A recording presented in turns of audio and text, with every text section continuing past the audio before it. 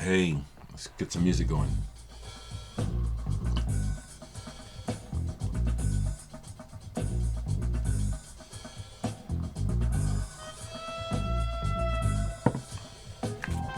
Got some Eddie Henderson realization going on.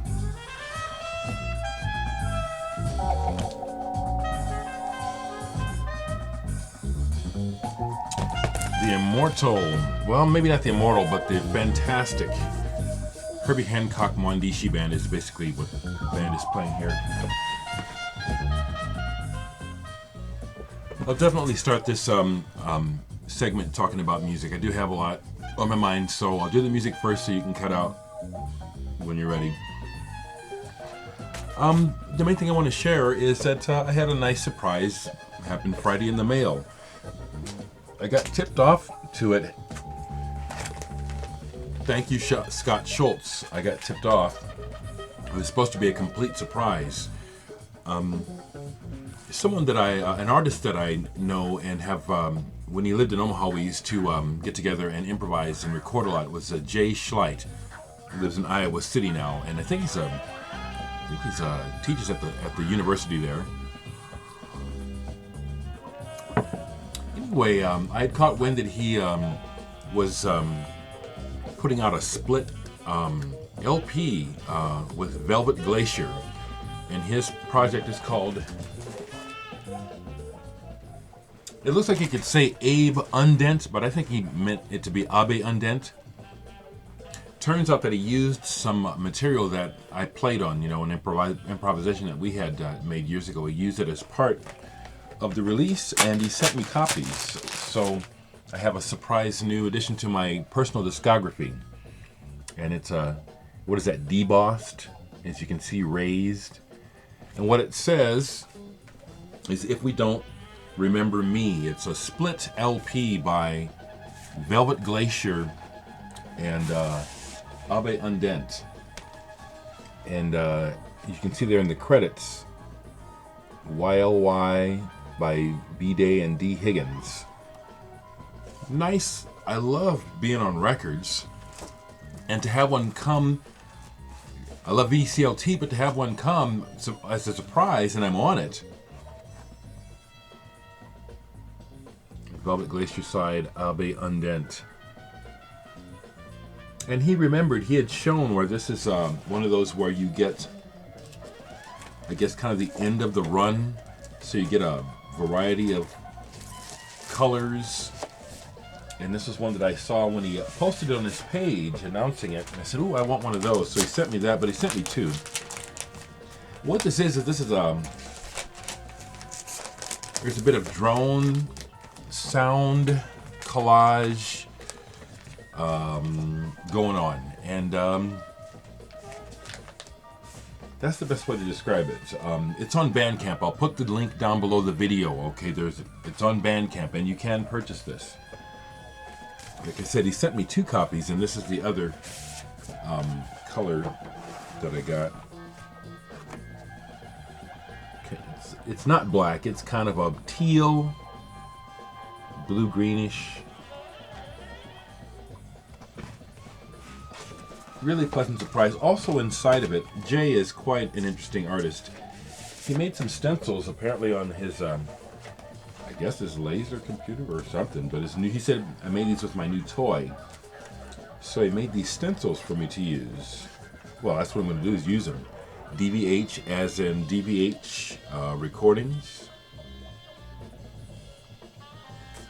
And then this one, I got to be careful. It's already, don't mess this up there. The name. Yeah. See, I've already damaged it. Okay, I gotta be careful with this. There it is. Okay. But I do intend to use these, absolutely. So, set those off to the side right away. That was the musical highlight of the weekend, as far as, because again, stone broke, not able to buy any records. Been dipping into the collection a little bit, and here's what's sitting out. Some electronic techno, Wii, Square Root of -1. had this out, and I haven't played it, but I had it out because I was talking to a friend who was over yesterday about looking at my different vinyl options on the next record, which hopefully I'll be ordering tomorrow. And I was looking at this because I'm not going to do exactly that, but that kind of texturing in the splatter, I want that in there. I'm looking to do a rainbowy type of splatter. ISIS are a good band. We just didn't play them yesterday. What did I play yesterday on vinyl? I did actually spin a couple of records. I played Mr. Wilson, the song Mr. Wilson by John Cale. It's just a favorite of mine off of Slow Dazzle.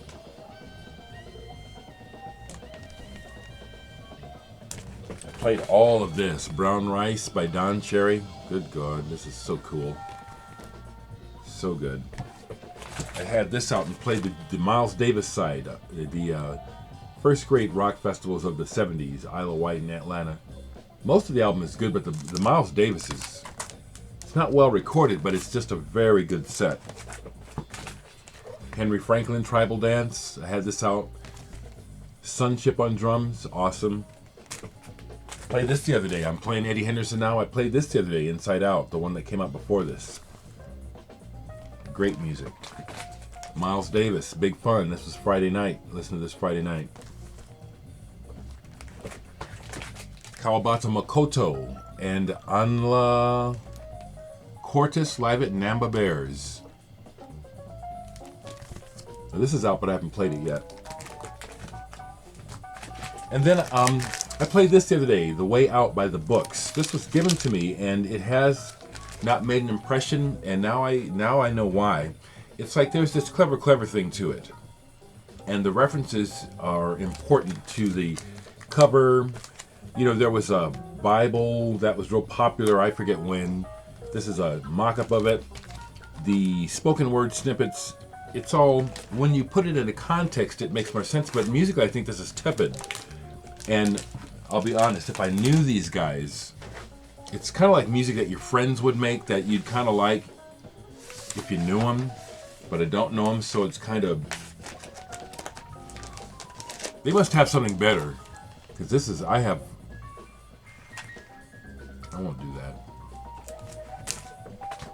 Okay, so to end up the video, I want to kind of riff for a minute.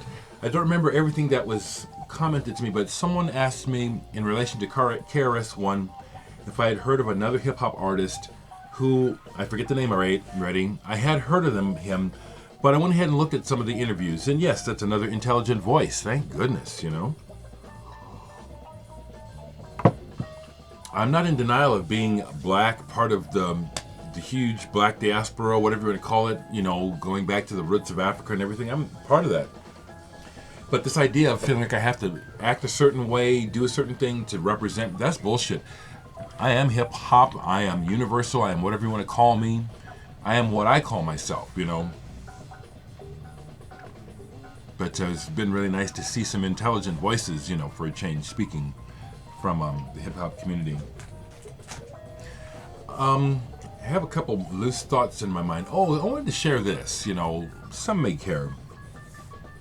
I had a great visit with a friend of mine yesterday who I play music with, Paul. We were in the punk band RAF together. And he's like a little brother to me. He is. He just really tries to understand me. I feel understood when I talk to Paul more than I do with almost anyone I know. And that includes family members. Family members get me on a real fundamental level, but we'll be talking and then I'll realize they didn't really understand what I said. And Paul seems to understand me. And he asked a question yesterday, which I thought, you know, sometimes we take so much for granted. And, you know, we were talking about my videos and stuff and how I kind of go off and just start blabbing. I said, well, I thought you knew, but Paul, I come from a long line of musicians, blues musicians, and ministers and preachers. And when I was a little boy, my grandfather on my mom's side was a prominent Baptist minister here in Omaha. We had one of the first established black Baptist churches in Omaha, if I understand correctly, St. John Baptist Church. And when I was a little boy, everyone said this about me, that I was going to grow up and be a preacher, that I was special, and that I had that he's been touched by an angel shit. I had a lot of people from the church try to touch me after that. Hypocrites. So I lived with my grandparents for a while, and I helped my grandpa write his first sermon when I was maybe 9 or 10 years old. I was studying the Bible. I was going to be a minister all the way through high school. I even switched from baptism to Catholicism because when I went to that all-boys Jesuit school, prep school, many good things happened there. Many crazy things happened there. But the Jesuits that inspired me to want to become a Jesuit. I became an acolyte, and boy, did I get a rude awakening going to the monastery. Rude awakening. People are still afraid to talk about the Jesuits for real, and I'm paying attention to that. So I'm gonna keep things to myself for now. But what I'm saying is, even beyond that, as a little boy, when I first saw Martin Luther King on TV and heard his speeches, and other people like that, even John Kennedy, I was inspired as a little boy. It was in me, this idea that I was supposed to speak about justice, to try to speak the truth. And as I got older and got treated roughly by organized religion, we're not talking about Jesus Christ, we're talking about the organized religion part. That just really showed me that, that was a false path, but my path is to speak my truth. Notice what I said, and that's what my friend Paul said. Well, you said it right. Speak your truth. But please tell me, how can anyone be speaking anything other than their truth? Show me the person, the man or the woman, who actually is sitting on the box of knowledge that says, this is how it really is. Can you show them to me?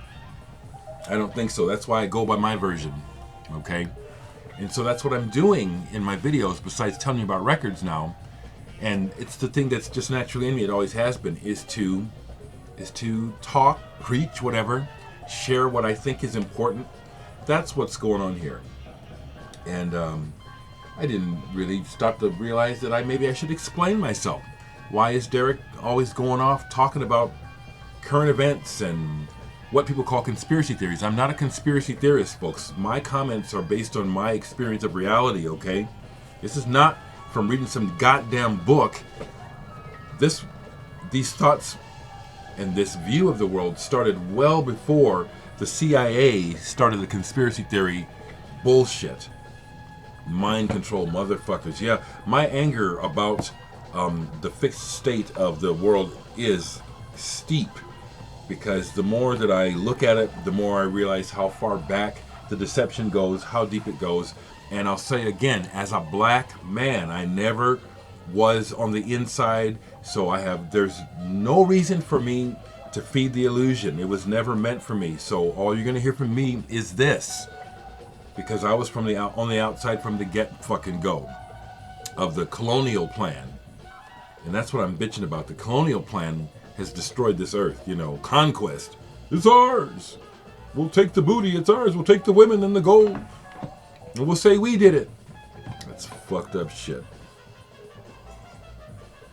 I also keep saying it because in the conversation with Paul yesterday, Paul said, well, with my family and stuff, I have more important things, more immediate things to worry about. I said, yeah, and that's why I'm here talking, because these things that you are oblivious are directly affecting what you say you're trying to do. That's why I keep talking. It's directly affecting everyone that's asleep, watching TV and fucking all the time.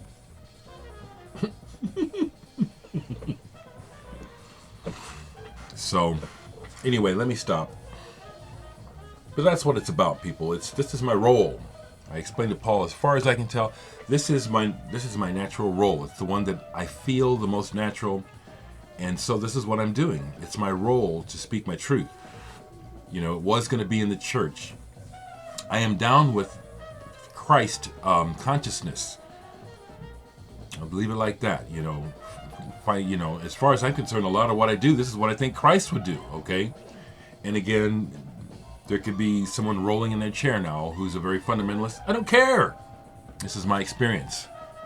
I'm not having you or anyone tell me what it is. You go about your own business. You go your own way. Something else just slipped my tongue. I'm hoping tomorrow to be able to tell you and start pre-orders on the new record. I sure hope so. One other thing, this is related to Facebook. You know, since that debacle on Facebook where I made a comment regarding the military and possible UFOs and unidentified phenomena, I've had several people try to personal message me saying, I'd really like to talk to you. I don't want to talk to nobody. Now, just feel me. It's like, you mean to tell me that the mainstream media is so well ensconced in people's minds that I seem to be something special because I'm daring to talk about something that I see is obvious? Talk to anybody, you know. Don't be afraid. People talk up. That's the thing, you know. It's like something is obviously going on. I don't know what. But the idea that something is not is ludicrous. Start talking, people. Damn. And get over this. Turn that fucking TV off. I can't believe how stupid people are. Okay, so I do a lot of venting. Let me try to get back because I know that leaves a bad taste in some people's mouths. I hope you're understanding more and more why I feel the need why I'm doing this, and I'm not gonna. I have to. But ultimately, the messages of love. Oh, I do want to say this. I do. I got to go on a little bit more about current events. Okay. So Ariel Sharon has died. I do not have all the facts, but here's one thing that I am feeling pretty strong about: the treatment of the Palestinian people in relation to what the colonialists wanted.